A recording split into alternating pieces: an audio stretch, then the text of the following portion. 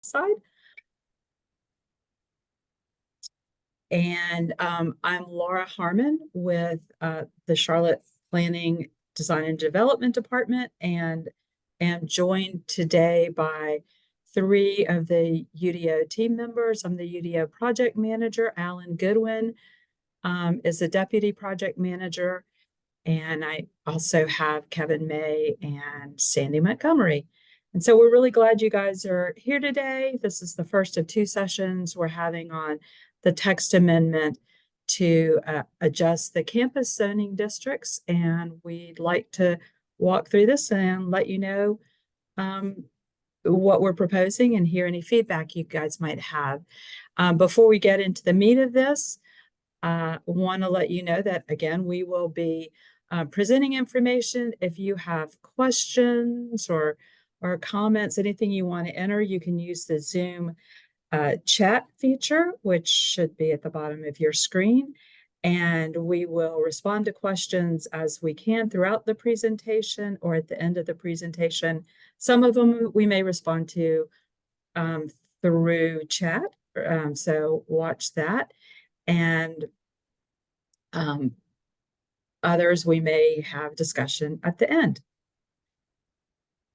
So the purpose of this session is to focus on the contents of the campus text amendment. It is petition 2023-174. You can find it on the UDO website as well as the rezoning website. If we do receive feedback or suggestions for changes, we'll be taking those into consideration and determining if there are additional changes we should make to the text. If you have other questions about the UDO, you can send those to Charlotte UDO at charlottenc.gov, and either the UDO team will address those or we will get those to the correct people within the city to get you answers. So some of you all may have been involved with us with the UDO for a while, and this may be old news, but if you're new to the Unified Development Ordinance, it is a primary regulatory implementation tool for the adopted policies in the Charlotte Future 2040 Comprehensive Plan. So the UDO is a set of development regulations, was adopted by Charlotte City Council on August 22nd of 2022 and became effective June 1st last year. And it is always intended to be what we call a living document. We knew that it was a very big undertaking and that we would find things that weren't working real well, or there'd be policy changes over time. So we wanted to put it out there that it could be changed and revised through text amendments over time. And so that's what we're doing here. We've had a number of text amendments that have already gone through, and this is another submittal to, in this case, we think make the ordinance work better, and hopefully you'll see that shortly.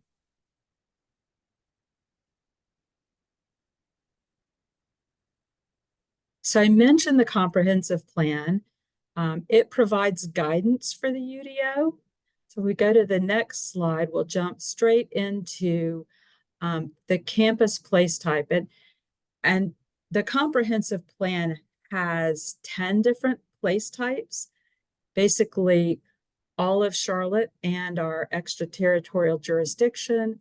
Every property is assigned, mapped with a place type, one of the 10 place types.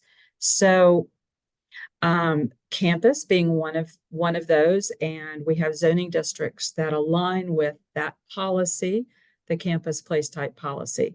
And so what is the campus place type supposed to be? This is a place for large multi-building institutions such as education, religious, health facilities, hospital campuses, or a concentration of office and research and development uses. And we'll show you some examples in a minute of campuses. The land uses are vary by different types of campuses, and we'll talk about that.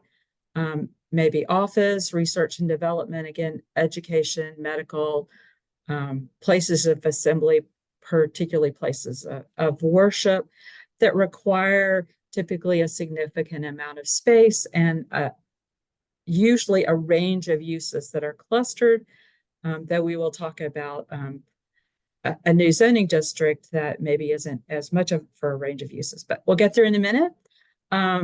And then we have additional uses intended to support the primary use.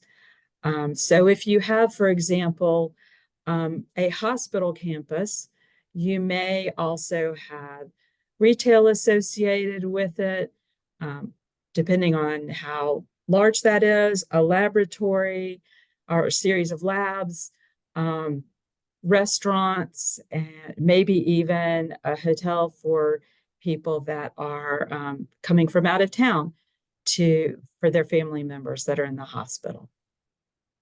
So if we go to the next slide, so you can see if you go to the policy map or place type map, this has been adopted and is being worked on for an update right now.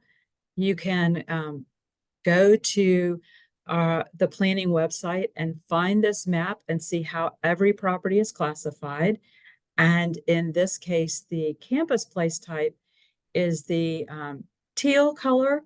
And you can see that on the left-hand side of the left-hand graphic, but on the right-hand, we've zoomed in and you can see an area that has a lot of campus in that area. We go to the next slide. We want to talk a little bit about the zoning districts to give you some foundation before we dig into the changes. So these 4 zoning districts are what we have in the ordinance now to implement the campus place type, to be the regulations that result in the vision for the campus place type. And I won't go into detail on this. We will post this presentation, both the video as well as the slides on the UDO website in the next couple of days. But we do have 2 types of institutional campus zoning districts. One is more urban in nature, the other is less intense, but it is for institutional uses like government, education, medical, continuum of care, and so forth. Then we have the OFC, or Office Flex Campus Zoning District. This is large-scale office research and even medical campuses, may have some light assembly and supportive uses, and relatively low intensity. And these are largely already developed in our community. If you think of some of the business parks that are out there, would be appropriate in the long term for Office Flex Campus. And then the RC, the Research Campus Zoning District, again, large-scale research campuses with a mixed-use environment, supportive uses for those, and as currently defined and written, taller structures with a pedestrian urban environment. So there has been what we found with the campus zoning districts, and if you've looked at them, you may have found this as well. 2 issues have come up. There's been some confusion about what uses are allowed in the different districts because of the way that we wrote the ordinance. And so the use matrix that says what uses are allowed does not currently list permitted individual uses, but lists the different campus uses, the larger scale, such as an educational campus. But if you go into that matrix, the intent was that people would go to the educational campus and understand that there are a number of other things that go with that. But right now, it does not list that a school is allowed. So we are going to talk to you about how we're addressing that issue. And then we also found that there are concentrations of office uses that are not really part of the type of campuses that we have allowed for with our current zoning districts, but they're mapped as a campus place type. And so this really suggested to us the need for a new office district for these areas. And Alan's going to talk about that change shortly. So first, we're going to talk about uses in campus zoning districts. Again, the confusion over the approach that we used and not identifying the permitted uses. So we have gone in, and if you go to the website, if you haven't looked at it, you go into Article 15 of the UDO, you will see in red, we have identified changes that we're proposing. So we're proposing to amend the use matrix to show which individual uses are permitted, either by right, which we show with an X, or with by prescribed conditions, which we show with a PC in that table. And I'll show you the example of that in a minute. And we do say that we'll show you the prescribed condition that stipulates that some uses have to be related to the primary campus use, but we'll get to that in a minute. So these are current campus zoning uses that will remain in the ordinance. You can see we have continuum care retirement community. That's one type of campus. Aldersgate is one of them, an educational campus. Johnson C. Smith, a government campus, like where we are right now, the Charlotte-Mecklenburg Government Complex. The medical campus, an example is Atrium Health's main campus. Calvary Church is an example of a religious campus. So you can see these are larger, by the way, religious institutions, and a social service campus like the Valerie Woodard Center. And so in the UDO, the way that we currently have this is we just listed, for the most part, these campus uses. An educational campus is allowed in certain conditions, a medical campus, a religious campus, and we'll show you the change in a minute. We have struck office campus, not to say that you cannot have office. We'll have 2 districts that allow that, but we thought the campus component wasn't needed. So I think maybe let's just go ahead and go to the next slide so you can see, well, sorry, before we get there, this is the campus. The way that we have to define this previously is a medical campus. And you could see that we identified, if you go down to what is in blue, the types of other uses that would be appropriate on a medical campus. And we thought that would be great. Everyone would feel that that would work well, and we wouldn't have to go through and identify each individual use. And we found very quickly that that became very confusing for people. So if you go to the next slide, you can see that we didn't identify in the current use matrix on the left the individual uses. And on the right, we have added those to provide greater clarity. So if you look, for example, at a convention center is allowed under prescribed conditions in an institutional campus 1, that's IC1, or institutional campus 2, or the OFC or Office Flex campus. So now you know really exactly should know exactly what is allowed in each of those districts as far as the uses, whether it's allowed by right, which means without any special conditions, and that's with an X, or whether it's allowed only under the prescribed conditions that are listed in the ordinance. So in having prescribed conditions, certain supportive uses we have said need to be related component to serve and support the campus. And you can see that for a financial institution, if you have IC1 or IC2, those are the institutional campus zoning districts, that a financial institution is allowed if it's a related component to serve and support an educational, government, medical, or continuum care retirement center campus. A gas station is allowed for an institutional campus 1 or institutional campus 2 zoning district to support an educational, government, or medical campus with the intent that the gas station is intended for fueling of the fleet vehicles associated with those campuses. So you cannot, if you have IC1 zoning, we're not going to see, I'll just pick on Quick Trip. We're not going to see a Quick Trip that serves the general public.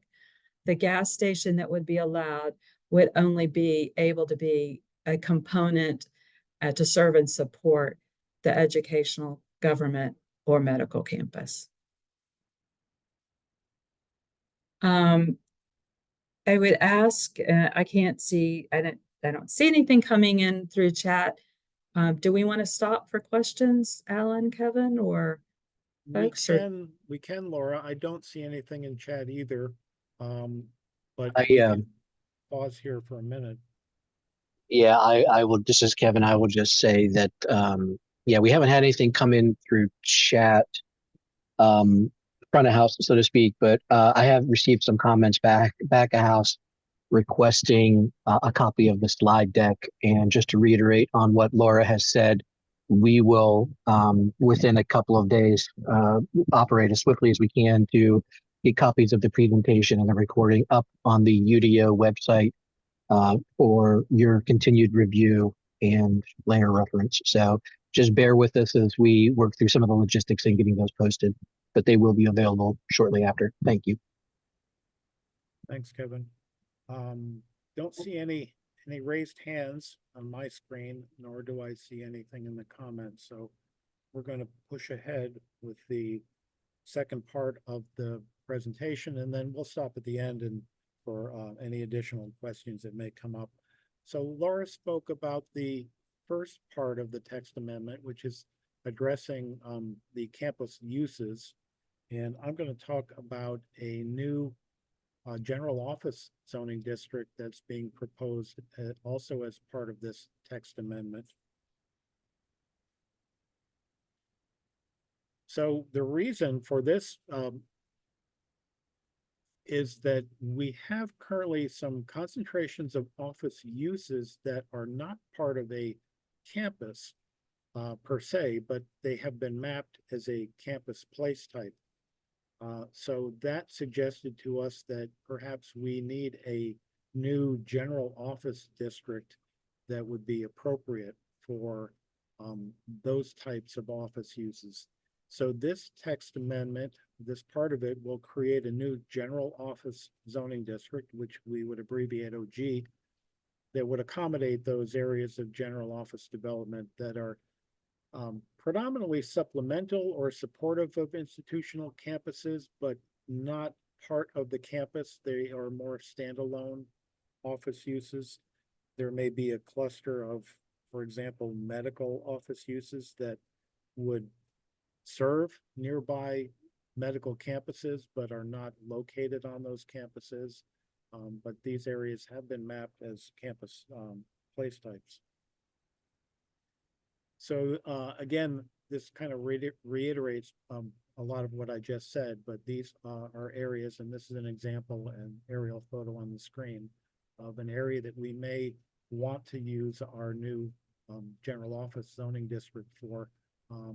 they are mapped as campus, but they're predominantly office. Thank you, Kevin. Kevin says I need to speak louder.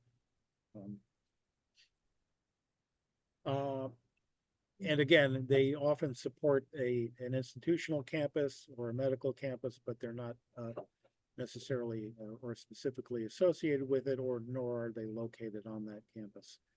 We have found that we don't currently have a UDO zoning district that works very well for this type of an office use, hence our desire to create a new general office district. This is the purpose statement of our proposed new OG general office district.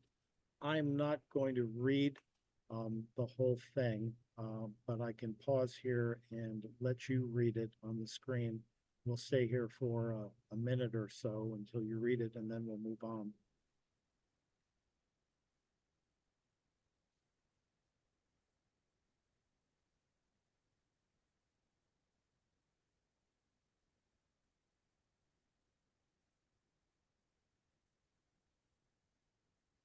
Everybody good?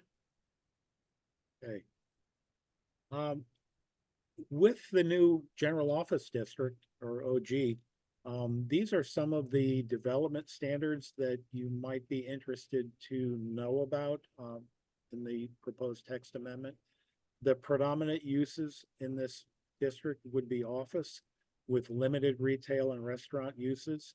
There would not be any residential nor industrial uses permitted in the general office district. The setbacks, they would range anywhere from 20 to 40 feet on the front, depending on the street type, and they'd be measured from the future back of curb. So again, if your street is a thoroughfare or that's a boulevard, 4-lane boulevard may have a different setback than a 6-lane boulevard, but the setbacks on the front would range anywhere from 20 to 40 feet. The side setbacks would be 10 feet in all cases, and the rear setbacks would be 20 feet. These are similar to the setbacks in the IC1 district as well as the OFC. The maximum allowed height in the general office district would be 50 feet. However, using our development bonus incentives, that could be increased up to 80 feet with a sufficient number of bonus points. Won't go into the details of that development bonus program, but it's something that we are currently using in a number of our zoning districts to achieve additional building height. We won't have any build-to zones except in the rare instance of a main street, and we don't have too many main streets. I don't expect that would be coming into play. So that means that a build-to zone, if you don't know, is when we would require a new building to be built within a certain distance of the street. In other words, to bring the building closer to the street so that you don't, so we try to create a more urban walkable environment. We don't have that kind of a requirement for our new general office district, again, except if it were located on a main street. We do have a maximum building length of 500 feet with the possibility of going up to 700 feet with additional design elements. And those additional design elements are listed in the ordinance as a footnote to that the table that discusses the maximum building length. Transparency, which basically means how much of the exterior frontage facing walls have got to be clear glass windows or doors. For this district, we're proposing that 40% transparency requirement on the ground floor and 15% on the upper floors. This is similar to all of the other campus zoning districts.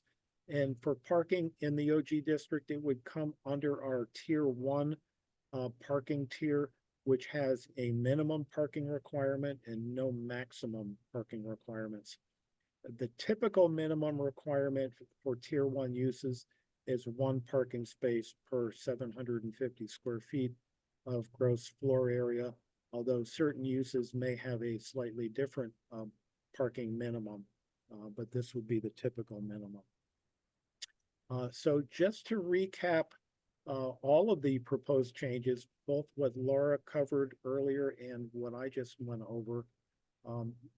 This text amendment will do a couple of things. It will amend the use matrix to show which individual uses are permitted in each campus zoning district, and it will add prescribed conditions for certain uses that stipulate that they must be related components intended to serve and support the campus.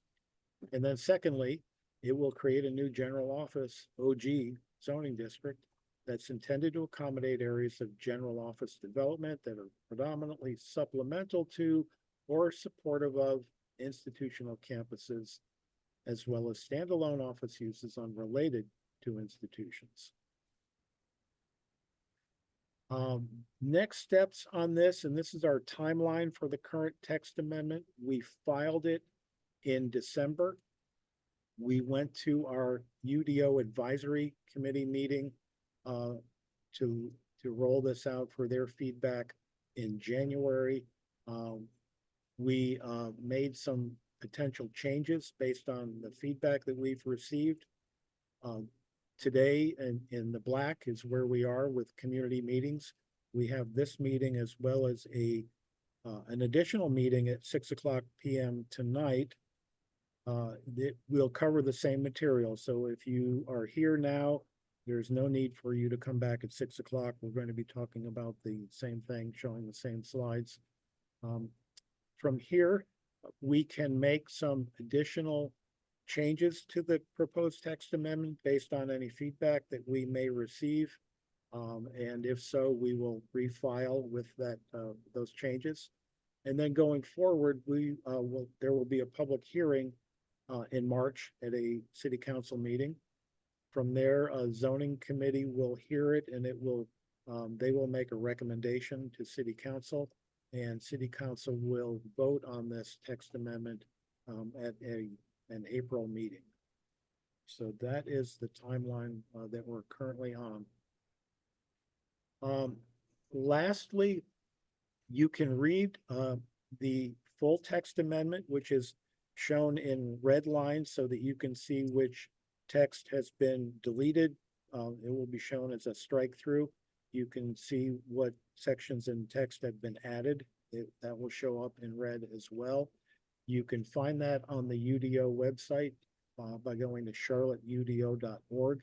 And right there at the top of the screen, you'll see a drop down for UDO amendments, and it will take you to the page where you can access our text amendment.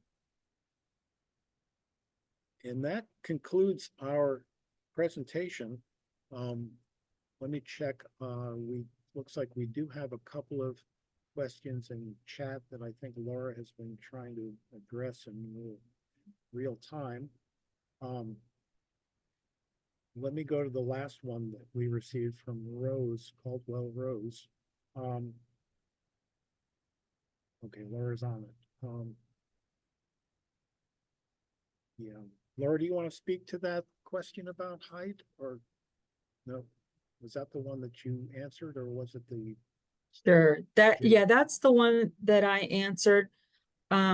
This district could be applied to any number of sites that may have a range of current zoning standards, including sites with conditional zoning. So because we're not applying this other than through the rezoning process, the comparison of height would have to be for each site being rezoned to this new district. So there, it's not that it's tied to an old district.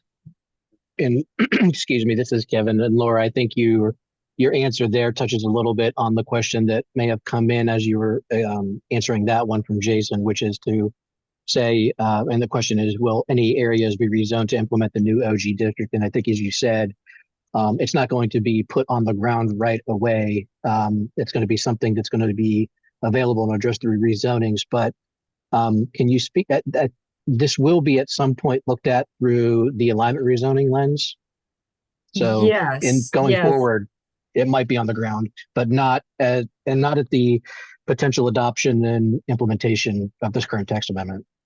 That's right. Staff is looking at adjustments to zoning to bring them into alignment with the place type, also known as policy map, and will be proposing some rezonings, starting conversations later this year and into the next few years. And so that could be that would be one place where we might see this new district applied. In addition, once it is approved, there will, once it is approved, a private property owner could also apply to use that.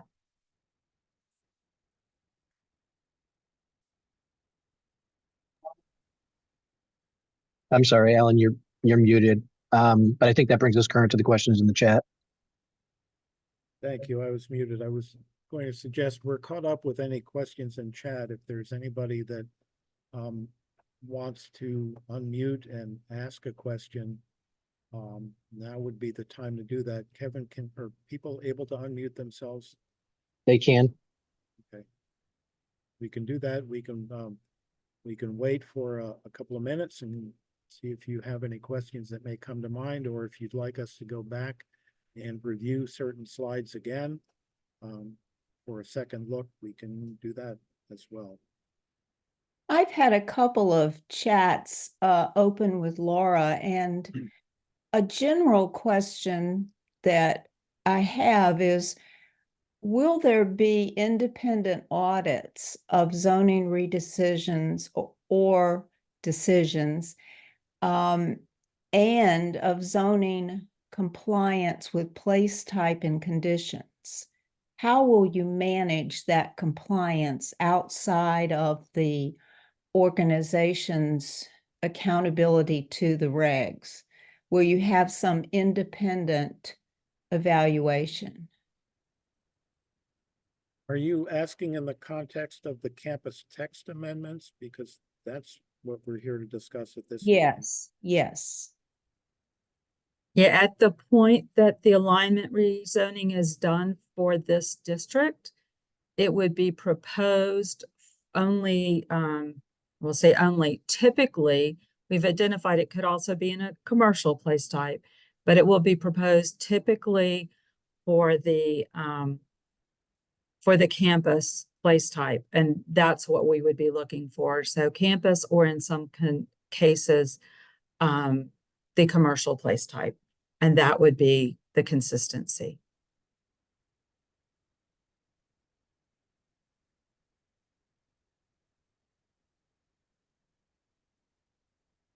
Thank you for that question, Nancy. Looking for any other questions or anything in chat. If not, we can let you all go and give you some time back on your lunch hour. Thank you. Okay.